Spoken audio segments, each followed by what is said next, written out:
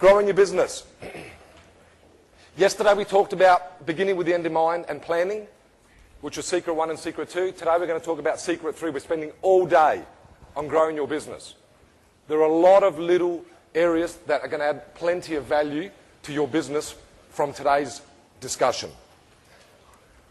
What we're going to focus on is increasing revenue, increasing profitability, and obviously in turn increasing your business value. Okay? We'll see how many ways. You guys calling in? Yeah, they're over here.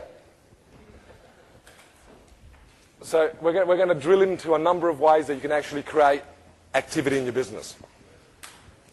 Keith McFarlane from the Breakthrough Company, and like I said, is Sue here? Kate's here. The recommended reading list will come out, and probably today or tomorrow, so obviously today or tomorrow. What Keith McFarlane said was, the harsh reality is that over the long term, companies either grow or die. One thing you can count on, if you're not investing in money, in making life better for your customers, your competitors will be. So if you're not looking after your customers, someone else will be. Growth is also important if you want to attract and keep best employees, the best employees. The two areas that came out from yesterday's discussion, the top 2 out of the 3 brainstorming areas, one was cash flow, which we're going to be talking about later, and one was staff, team. So interestingly enough, Keith McFarlane's comments in the fact that companies and businesses need to be growing, need to be active, need to be doing things to attract good people. Okay? There are 5 key business building strategies. I mentioned them yesterday briefly. 1 is get more customers of the type you want, and 2 is keep the ones you want as part of it. So you've got to keep the ones you want, so make sure you don't go out trying to get plenty of customers and forget everybody else, because they're really hard to get. And once you've got them, you've got to try to keep them. So get more customers and keep existing customers of the type you want. Get them to come back more often.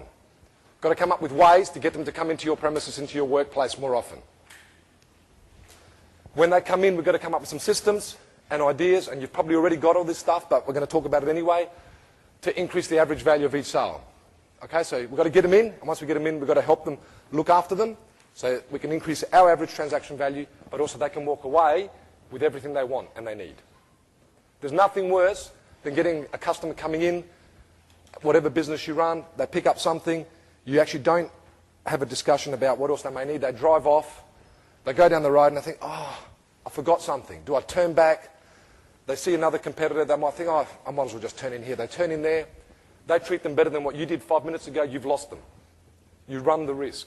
So we've got to put systems in place that when they come in, we can actually keep them and keep them coming back. To do that, obviously, for the first 3 to work consistently, we need to have effective systems.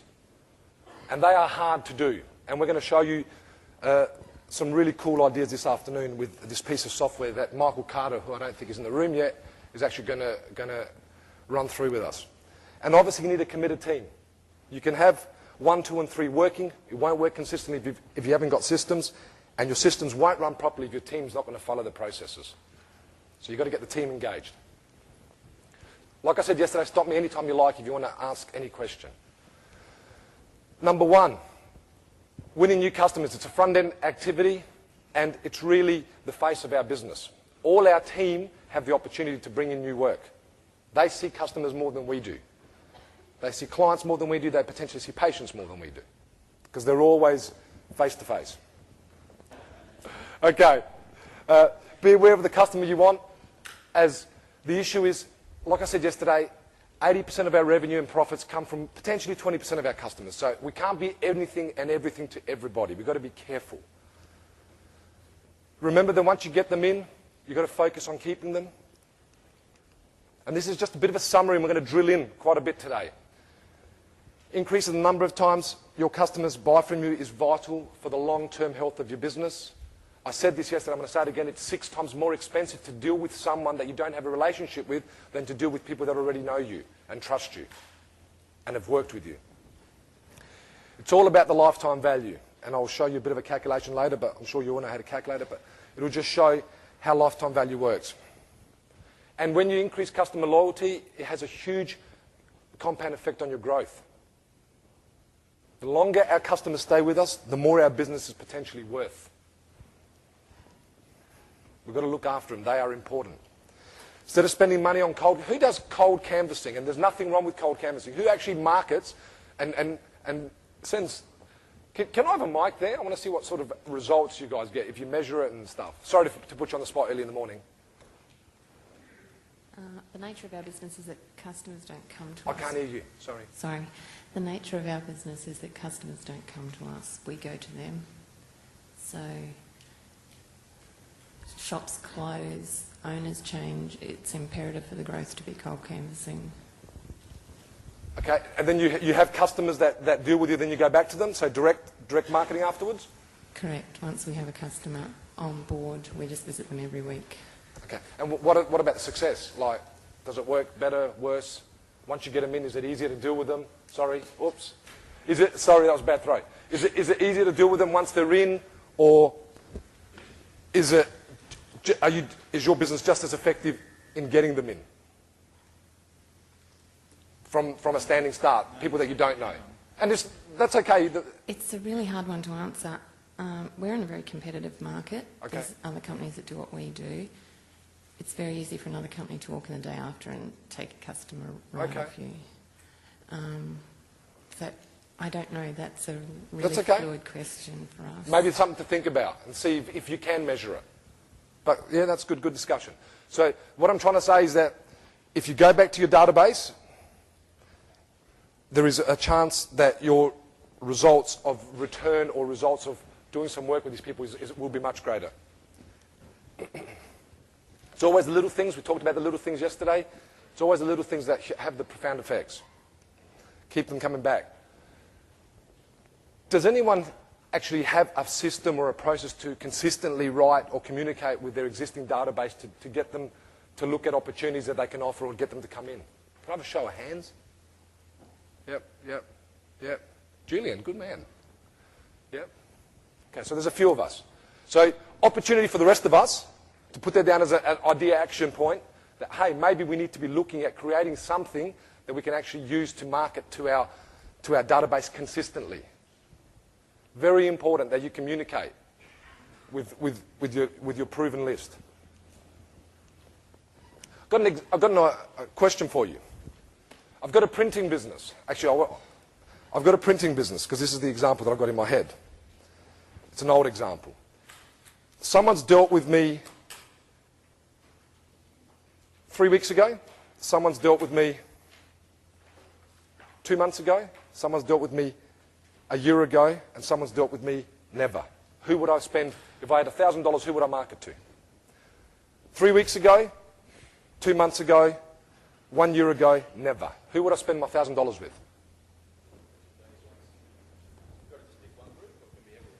That's a good idea. Yeah, you could scattergun it and go for a few. You could actually market to a few of the groups. If you were to market to a few, who would you market to? I would go for probably the 6 to 12. 6 to 12? Yeah. Anyone else? A year ago?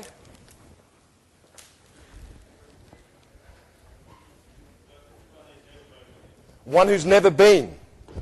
One who's never been. Yes, that's good too. You better watch me. It's coming over. Okay. Per statistics.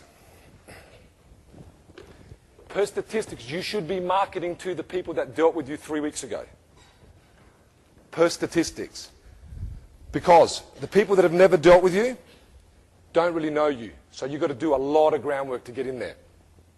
Not saying you shouldn't market to them, you probably should market to them, but if you've got any extra money, maybe. Where you're going to get your best bang for your buck are the people that just recently dealt with you. The one that dealt with you 12 months ago, maybe there is a problem and that's why they haven't actually come back to you. So maybe you should be talking to them to see if there's anything that there is a problem with. The guys that dealt with you 3 months ago, yeah, they're probably okay, but the feeling's not really there. But the ones that dealt with you a short time ago actually are still feeling good from the relationship. And there's always something you can actually value add them with. It's interesting. Average transaction value is total sales over number of customers purchasing. So when you go back, if you haven't done this already, maybe a good idea is to look at that. And then every few months, you can actually measure to see if that's increasing. So once you put little systems in place, once you've done that calculation once, anything that goes above that means you're doing well. You can even break that down to a per customer. So per customer, you can say, okay, total sales per customer over the number of, total sales per customer, and you determine that and see whether it's above the average. So that works. Customers come to you for help and guidance. It is critical that we understand that. They come to us for a solution. They come to us because they need something. We're not actually selling anything. We're offering a service or a product that they need. If you let them just come in and leave, you've missed a huge opportunity. We're going to talk briefly about this stuff, but because the day's so full, I think you get the gist of where we're going. Cross-selling, upselling, bundling, merchandising. Some businesses do that really well. KFCs and McDonald's of this world do that really well. And really, you know, Wally did it yesterday. We talked about the cocky pack and everything that he did and the marketing and the strategies once he got them in his shop. Obviously, to do that, you've got to have proper team training. Your team need to understand. So if you want to go down that path, which I'm sure a lot of you already do, your team needs to understand what's going on. We're going to talk about pricing and margins a little bit later. And I know some industries are more price sensitive than others. It doesn't mean that you still can't explore that opportunity to see if there's anything you can do. So the key is not to discount, which affects your margins. We've actually got Susie in the room. Cool. I've used it again. Who's commented I've used cool a few times? I was actually going to say, wasn't it sexy last night? Well, wasn't Susie, and it was sexy. I thought, I better not say that. So I was just trying to change the words. The margin tables. Can we have them out this afternoon, please? And maybe the recommended reading book list at some stage when, yeah. So the margin tables we'll be talking about a bit later on, so you may as well have them in front of you. These margin tables are awesome because you can take them away and you can look at what your gross margin is. If you do reduce your price or increase your price, what impact it will have on your business. So if you just take that and go home, that's probably worth its entry fee alone instead of sitting here listening to me for 3 days. But basically, what that will tell you is that you can increase your price by a certain margin and you need to lose a lot more customers than you ever will. And I'm going to show that to you later. You need to develop a sales system to make sure that everything happens consistently and your team is consistently doing the right things. 4 is the systems. Obviously, we need to actually make this happen consistently, like I said before. Otherwise, 1, 2, and 3 will happen, but they won't happen all the time. And the aim is to make them happen all the time. Some of the basics to make systems work, you must work on, not in. You have to allocate yourself some time to make sure that the systems get put together. You have to develop an end in mind, because then the team knows where you're going and what you're trying to build. You have to understand your strengths, weaknesses, opportunities, and threats. You've got to spend some time systematizing, and then you've got to communicate. Very important. You've got to communicate with the team so they understand why you're actually going to offer customers these things, why you're going to create a checklist, for example, and it's going to run through and tick the box for the customer. Then you need to communicate to the customers that you're going to offer that too, because they need to know. A lot of times they don't even know what we do. Interestingly enough, a few years ago, we sent out a letter or an information sheet, and we said to customers, to our clients, did you know we do this, this, this, this, and this? It was amazing how many people said, we had no idea you did that. We just assume that they know, but they don't. So if there's something that you want to start building this relationship with your customers a bit better, maybe you should be writing to them and saying, hey, did you know we can do this and this and this? Yep.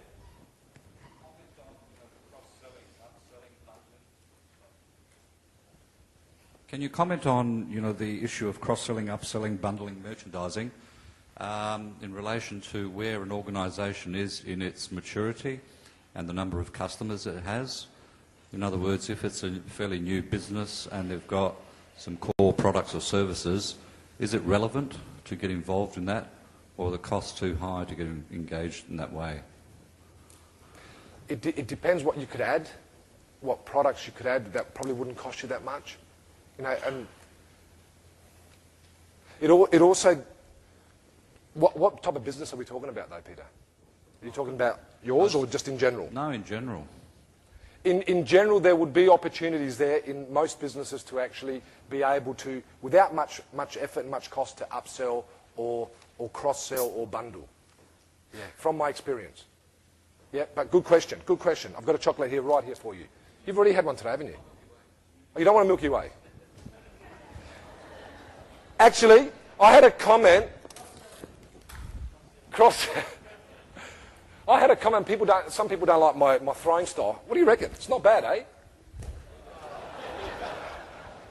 I did that on purpose. Okay. 5, building a committed team. Sorry, Peter. Important for us to all understand that businesses don't succeed. It's the people within the businesses that make the businesses succeed.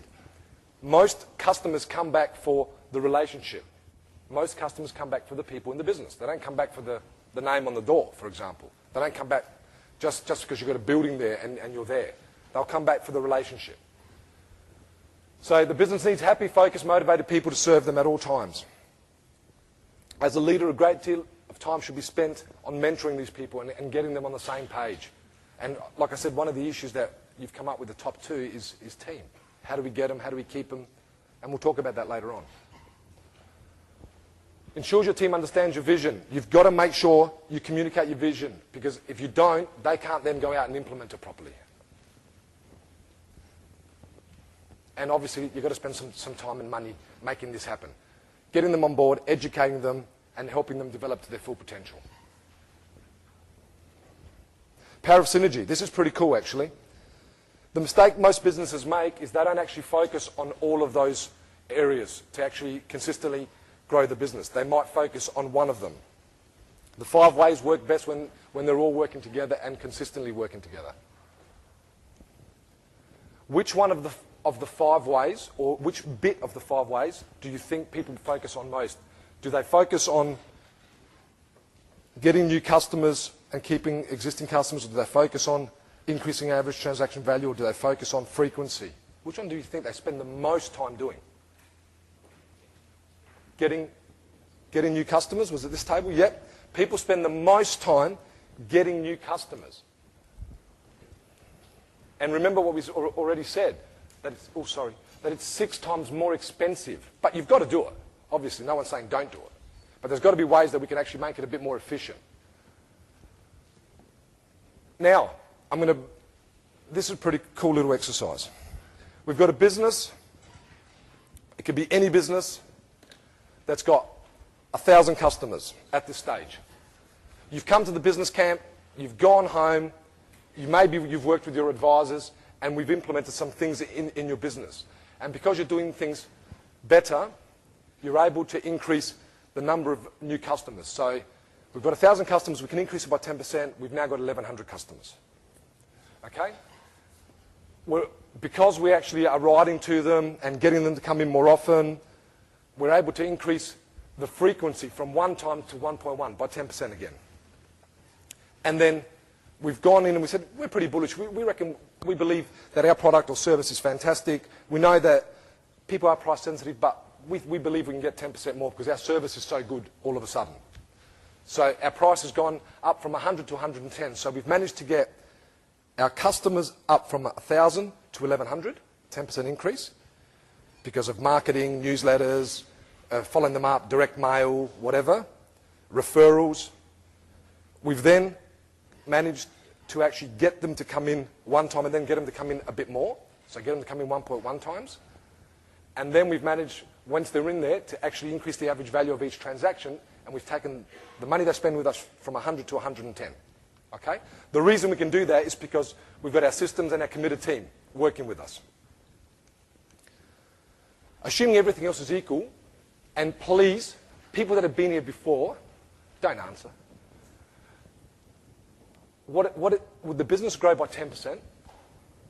And there's chocolates at stake, so if you need a chocolate fix, would the business grow by 10% or would it be something else? And nothing is wrong. Whatever you say is fine.